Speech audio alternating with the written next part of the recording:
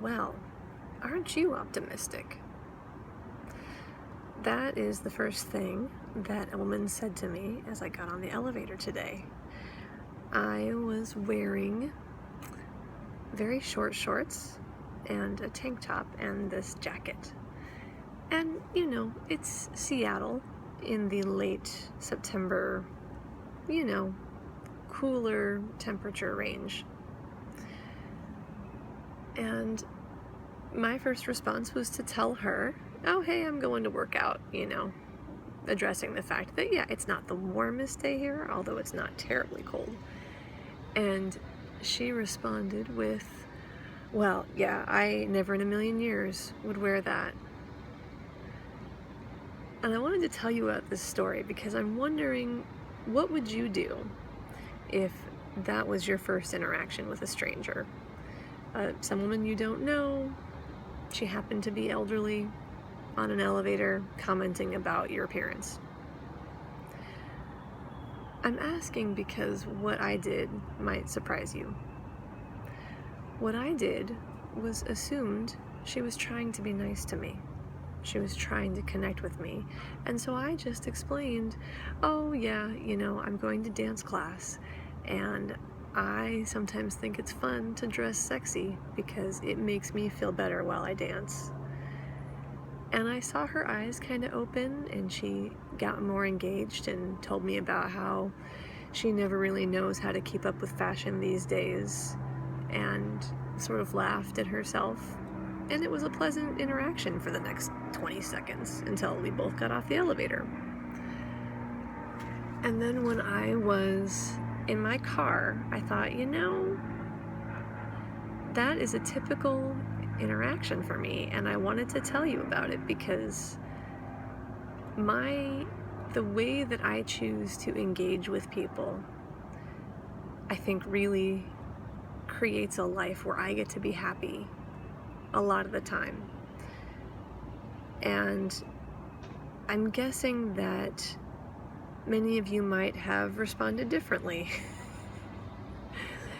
So here's the thing. Most people aren't trying to be jerks. They say things that are thoughtless. They're not clear on their intentions for engaging. And that doesn't make them bad people.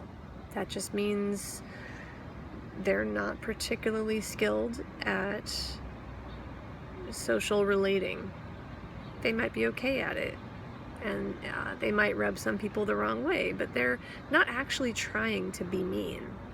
So I just presume, unless something is said to me that is actually actively judgmental, like, you look terrible. Okay, well, yeah, obviously that's not something that's kind, and I would respond differently. But to something that sounds possibly judgmental, or is just sort of non sequitur, like, why are you saying that to me right now?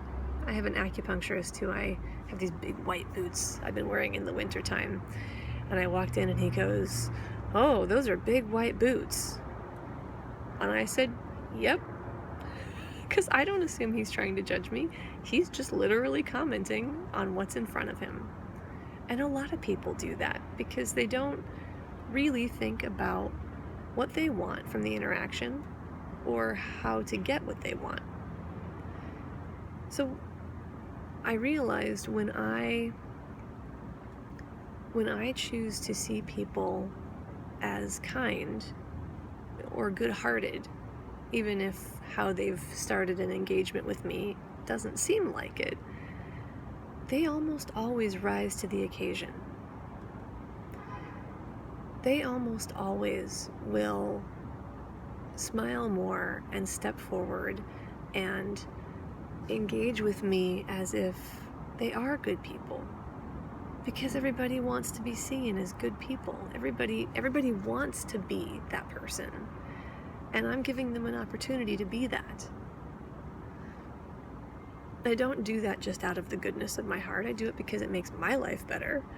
I would rather have pleasant interactions with people rather than judgmental seeming ones that make me feel bad about myself or make me defensive and react coldly toward somebody I don't even know. So it's really just an example of the adage that says you can't choose what happens to you, all you can choose is how you respond to it. And I would say how you respond to it starts with what you decide to believe about what's happening. I generally decide to believe in goodness, and I find that the world reflects that back to me. So just a little note the next time you have an interaction with a stranger. Try presuming that they're better than they might at first seem, and see where it takes you.